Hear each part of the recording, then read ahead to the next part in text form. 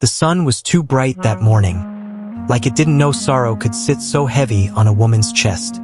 Folks in Willow Creek said it was a perfect day for a wedding. The birds thought so too. They sang too loud, like a choir with no sense of timing. But down by the churchyard, in the kitchen behind the big oak doors, Clara Mae stood staring at the wedding cake she'd made with her trembling hands.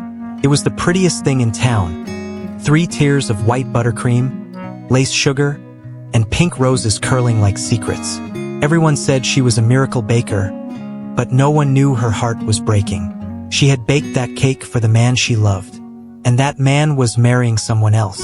His name was Elijah Boone. Tall, kind-eyed, the kind of man who said your name like a prayer and meant it. Clara Mae had loved him since they were both barefoot and chasing lightning bugs down by the creek. But dreams don't always come home, and neither did he. He left one summer and came back with a city girl named Roseanne. Folks said she had a smile that could melt butter, but Clara Mae knew better. Some smiles hide shadows. So there she was, standing in that quiet kitchen with her heart pounding like a drum in a funeral band. Her apron was dusted with sugar, her eyes wet with salt, and before anyone knew what she was doing, Clara Mae wiped her hands on her skirt, lifted that wedding cake like a secret she couldn't bear, and ran. She didn't look back. She just ran. Past the lilac bushes, past the choir rehearsing, past the laughter that sounded like nails against her skin. She ran till the church bells began to ring, till the shouts started behind her, till the world blurred into dust and breath. And that was the day the girl who baked love stole it too. The town went wild like a kicked hornet's nest. No one had ever seen anything like it. Preacher Dan dropped his Bible, and old Miss Waverly fainted right into the choir pew. Someone said Clara Mae had lost her mind. Someone else said she was bewitched. But the truth, oh, the truth had deeper roots than anyone cared to dig. Elijah Boone stood at the altar, sweat shining on his forehead, his bride waiting beside him in a gown white as a lie. He tried to smile, but when the preacher asked, "Son, where's the cake?" his throat tightened. Everyone knew Clara Mae had baked it. Everyone also knew she once loved him. So when she disappeared with that cake, the whispers came fast as summer flies. "She's heartbroken," they said. "She's cursed," others whispered. "No," murmured old Aunt Ida, sitting by the window. "She's haunted." Out on the edge of town, Clara Mae reached the old bridge where they used to sit as kids. She set the cake down gentle like it was alive. The wind picked up, brushing against her dress, carrying the sound of church bells far behind her. For a moment, she almost laughed. Soft, bitter, trembling. She had stolen the one thing she made for love, just so she wouldn't have to watch it be eaten by someone else. A tear dropped, then another. They fell into the white icing, little marks of her grief. She wanted to destroy it, to push it into the river, but her hands wouldn't move. Instead, she sat there beside it, whispering to the cake like it could understand. "He should have been mine." Behind her, in the distance, someone was calling her name. But Clara Mae didn't turn around. Not yet. By evening, the whole town had gathered like moths around a story they couldn't stop retelling. Sheriff Clay took his hat off 3 times that day, wiping sweat and disbelief from his brow. Elijah Boone didn't go near the bakery for months after the wedding. The sweet smell of sugar made his stomach twist. He couldn't walk past the window where Clara Mae used to stand, humming old hymns while kneading dough. The town moved on, as towns do, but the silence around her name was louder than any sermon. Sometimes, when the wind blew from the river, he swore he could still smell her. Vanilla, cinnamon, and grief. Roseanne told him to forget. "It's over, Eli," she said, painting her lips red and smiling for the neighbors. But he couldn't. There was something about the way Clara Mae had looked at him that day, wild, heartbroken, free. It haunted him more than her absence. One night, Elijah dreamt of her standing by the bridge, holding the wedding cake in her arms, whispering something he couldn't quite hear. When he woke, his pillow was damp. He sat up, trembling, and said her name aloud. Felt like confession. The next morning, he rode out to the bridge alone. The old planks creaked under his boots. The air was heavy with the smell of rain. And on one of the beams, carved deep like a promise, were 4 words, "Love don't stay sweet." He stood there till the clouds broke open, and when the rain came down, it tasted like forgiveness he'd never earn. Down by the general store, the women of Willow Creek had turned Clara Mae's story into something they could hold. They spoke of her between bites of pie, between sewing and sighing, between envy and pity. "She was too soft for this world," Miss Waverly said. "Too in love with love," replied another. But old Aunt Ida, rocking slow on her porch, shook her head. "No," she said, "Clara Mae wasn't soft. She was honest. And honesty don't fit easy in a small town." That night, Aunt Ida sat by her window, watching lightning bugs rise like lost souls. She thought she saw a shape on the road. A woman in a faded blue dress, carrying something wrapped in white cloth. The figure moved slow, steady, disappearing into the mist before Ida could blink. She crossed herself and whispered, "Lord, she's still walkin'." The next morning, Sheriff Clay found footprints by the bridge. Barefoot ones, small like Clara Mae's. But no one believed it. They said it was the rain or kids playing pranks. Still, when the church bells rang that Sunday, half the town looked toward the river instead of heaven. Something in the air had changed. Felt like a story still being written. Roseanne Boone began to wither from the inside out. Her smile, once sharp as glass, dulled like tarnished silver. She stopped. He whispered into the emptiness, "I'm sorry, Clara Mae." The wind through the window seemed to answer, "Too late." Weeks passed like pages turning in a book nobody wanted to finish. Elijah stopped shaving, stopped talking, stopped showing up to church. He wandered the fields, searching for something he couldn't name. The people in town pitied him, but pity doesn't feed a soul. It only reminds it of hunger. One evening, as the sun melted into gold, Elijah saw a small light flickering by the river. He followed it, his boots crunching through dry grass. There, on the bridge, he saw a lantern swinging gently in the wind. And beside it, Lord help him, was a cake, freshly baked. 3 layers. Pink roses curling like secrets. He froze. His breath caught. He whispered, "Clara Mae." But no one answered. Only the river spoke, murmuring low like a hymn. Elijah stepped closer and saw words scrawled in the icing. For what could have been? His knees went weak. He sank down beside it, tears falling onto the cake, mixing with the sugar. He didn't eat it. He just sat there till morning, guarding it like a gravestone for a love that never lived long enough to die.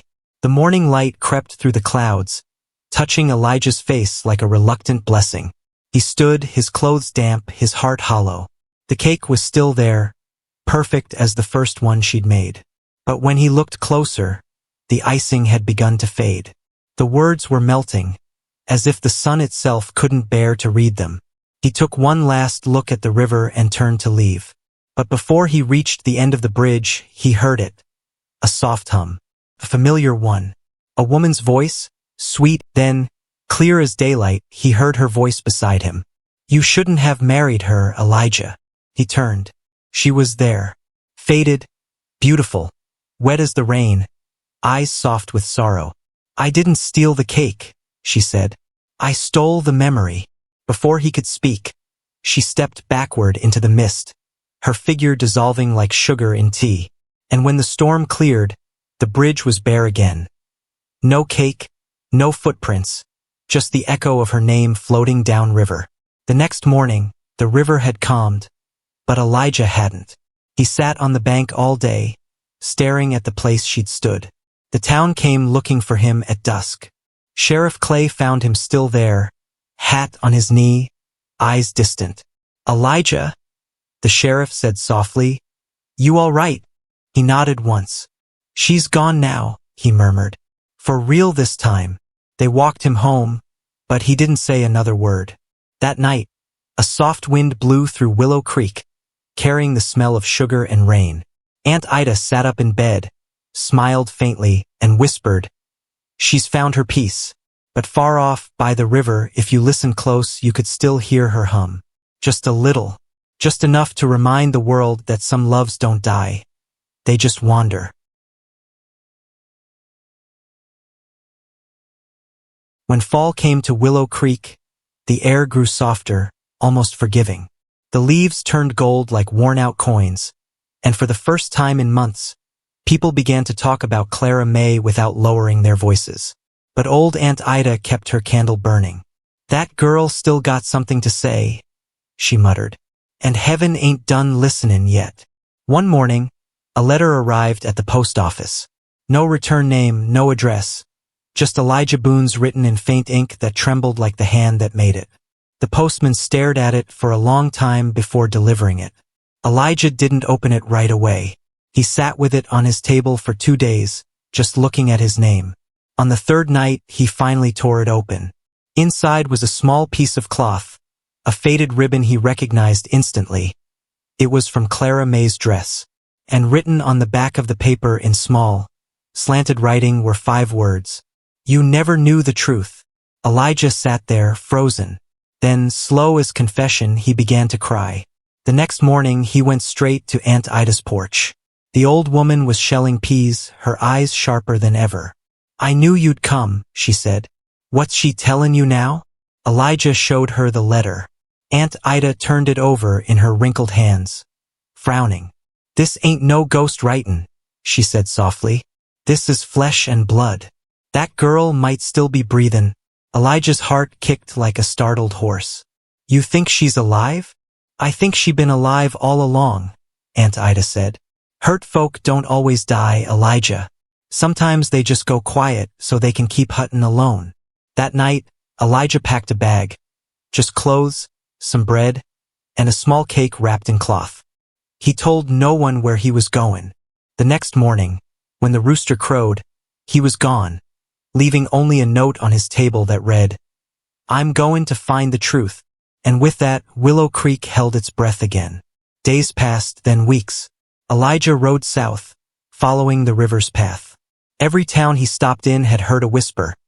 A woman. He walked in slow, the bell over the door jingling like a memory. The smell hit him first. Sugar, butter, and something faintly like rain. Behind the counter stood a woman with her back turned, her hair in a loose bun. "Can I help you, sir?" she said softly, without looking up. He froze. He knew that voice. Clara Mae. She turned, and the years between them fell away like dust.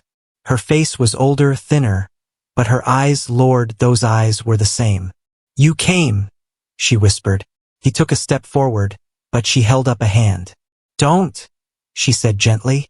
"Let me tell it before your heart fills in the blanks." Clara Mae sat him down in the corner of that little bakery. The morning light slid through the window, painting dust motes gold. She poured 2 cups of coffee, her hands steady now. "You always thought I ran because you married her," she said. "But that wasn't the whole truth." He watched her quietly, afraid to breathe. She took a long sip, then smiled, a sad, knowing smile. "That morning, before the wedding, Roseanne came to me. She knew about us. She told me something I didn't believe at first. Said you'd only asked her to marry you because of the baby." Elijah's mouth went dry. "The baby?" "She said she was carrying your child," Clara Mae said. "And she told me if I loved you, I'd stay out of your life." The next morning, Elijah came back to the bakery before dawn. The street was quiet, silver with mist. Clara Mae was already there, lighting the stove, humming low. He watched her for a while from the doorway, that same small ache curling inside him like smoke. "I thought I dreamt you," he said. She smiled faintly without turning. "Maybe you did." He stepped closer. "I meant what I said yesterday." "I know," she whispered. "But some words come too late, Elijah. They sound like promises, but they echo like prayers." He reached out, touching the edge of the counter. "Then let me stay. Let me help you." She turned then, eyes soft and heavy. "You can't build tomorrow from the ashes of yesterday." He looked at her for a long time, then nodded. "Then at least let me bake with you. One last cake." And she couldn't say no to that. They worked in silence. The rhythm returned between them. Flour, sugar, laughter caught between sighs. For a while, it felt like the world before heartbreak. She showed him how to stir slow, how to fold love into the batter. He remembered how her hair used to fall across her cheek, how the sun once lit her eyes gold. When the cake was done, they stood side by side, watching it cool. It was simple, no roses, no ribbons, no fancy lace. Just plain white icing, smooth and quiet. Elijah finally said, "What will you do now?" She wiped her hands. "Keep living, I reckon. Folks think heartbreak kills you, but it just teaches you how to breathe slower." He smiled. "And me?" She looked at him, then touched his cheek, her hand trembling. "You'll go home, Elijah. You'll make peace with what's left." He didn't argue. He just nodded, and the silence between them became its own kind of prayer. That evening, Elijah sat outside the bakery, watching the sun sink behind the fields. Clara Mae came out and sat beside him, a cup of coffee in her hands. "You ever wonder," she said softly, "if love chooses us or if we choose it?" He thought for a moment. "Maybe neither," he said. "Maybe love just shows up like rain. Don't ask permission. Don't stay where it ain't wanted."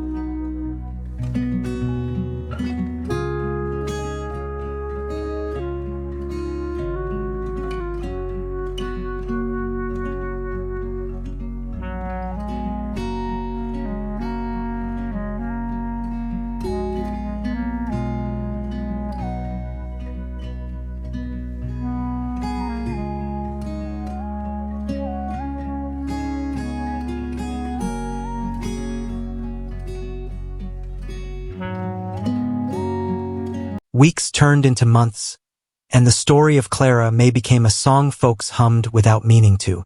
The children of Willow Creek whispered her name at dusk, daring each other to run across the old bridge before dark. Some swore they heard her humming. Some said they saw her reflection in the water, even when no one stood above it. Old Aunt Ida started lighting a candle by her window each night. "For peace," she'd say, though no one knew whose peace she meant. She told Sheriff Clay, "That girl's spirit ain't restless. It's waiting. Waiting for something to be set right." Sheriff Clay nodded but said nothing. Men like him didn't believe in ghosts. But one night, when he was riding home late, his horse stopped dead near the river. Wouldn't move an inch. That's when he saw it. A light, soft and golden, hovering near the bridge. He thought it was a lantern. Then he heard it singing, faint and familiar. A woman's voice, slow as honey, sad as goodbye. The sheriff took off his hat and bowed his head. "Lord," he whispered, "that ain't no story after all." Meanwhile, Elijah Boone had grown quieter than a graveyard in January. He didn't go to the store, didn't speak much to anyone, but every Saturday he went down to the river with a basket. Inside were small cakes, one for each week since the day she disappeared. He'd place them by the bridge and walk away without looking back. People said it was his way of saying sorry. Others said he was losing his mind. But Aunt Ida said, "He's talking to her the only way he knows how." One afternoon, a boy named Toby, barefoot, curious, too young to fear the dead, followed Elijah to the bridge. He watched the old man set down the cake, close his eyes and whisper, "I should have chosen you." The boy didn't tell anyone what he saw. But that night, when he passed by the river again, the cake was gone. Not eaten by animals. Gone. As if someone had lifted it gently and carried it away. Summer came early that year. The air was thick, heavy with the smell of magnolia and storm.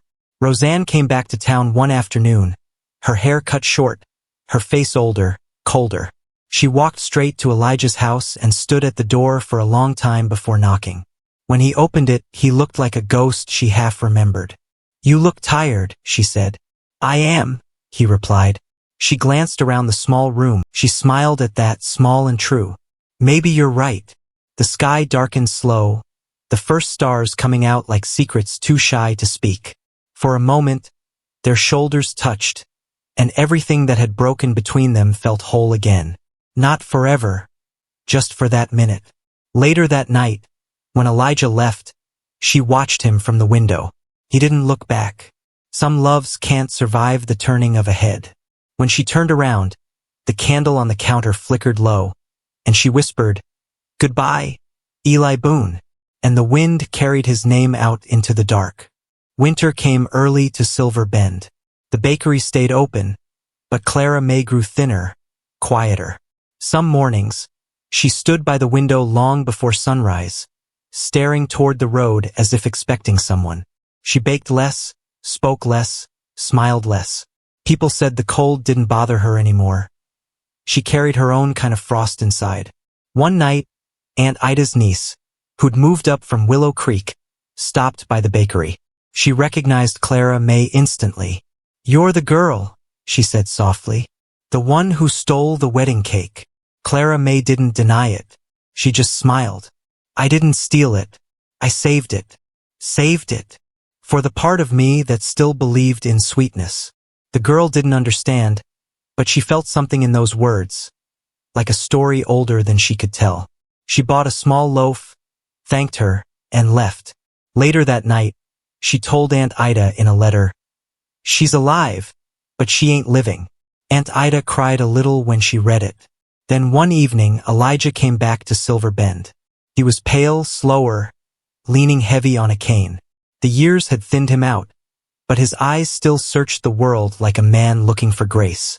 He found her sitting by the window, candlelight brushing her face. "Clara Mae," he said softly. She looked up and smiled, tired but warm. The next weeks passed slow as syrup. The town carried on. Weddings, funerals, gossip at the market. But Clara Mae lived quiet, like a candle burning itself gentle. Folks still came for her bread, her pies, her sugar biscuits, but no one asked about Elijah Boone. Sometimes, she'd pause mid-bake, her hands dusted in flour, and glance toward the empty chair by the window. The world had gone on, but her heart still listened for footsteps. At night, she'd walk to the river, watching the moon float like a memory on the water. The same river where she once ran, wedding cake in her arms, tears mixing with rain. The river remembered her, carried her secret all these years without a word. One evening, she whispered to it, "You ever seen love survive the storm?" The river said nothing. It just kept flowing. And that silence was an answer too. A letter came in the spring. The paper was yellowed, the handwriting shaky. It was from Elijah's sister in another town. She wrote, "Elijah passed 2 weeks ago, peacefully. He wanted you to have this." Inside the envelope was a photograph, black and white, edges frayed. It was of the two of them, standing in front of the bakery on the day it opened. Her smile was wide, his arm around her waist. Clara Mae pressed the photo to her chest, and for a long time, she didn't move. Later, she placed it on the counter. "Why?" the girl asked. Clara Mae leaned down, her voice soft as a secret. "Because sometimes, when your heart breaks, you got to hold on to something beautiful before it all falls apart." The girl nodded, not understanding fully, but sensing the weight of it. She smiled shyly and said, "You make the best cakes in town." And for the first time in years, Clara Mae laughed. A sound so light it could have floated right out the window. As the years passed, Clara Mae grew older, her hands slower, her eyes dimmer. But the bakery never closed. Every morning, the scent of her cakes still filled Silver Bend, wrapping the town in memory and mercy. On her last birthday, she baked herself a small cake. A single layer, vanilla and honey. She set it on the table with one candle and whispered, "For all the love I never stopped believing in." She cut one slice, took a bite, and smiled. Later that night, she sat by the window, watching the moon climb high. It looked like a wedding cake from heaven, white, round, glowing. She whispered, "I forgive you, Eli Boone, and I forgive myself." The wind outside carried the scent of sugar through the streets. And some say, if you walked past the bakery that night, you could hear faint laughter.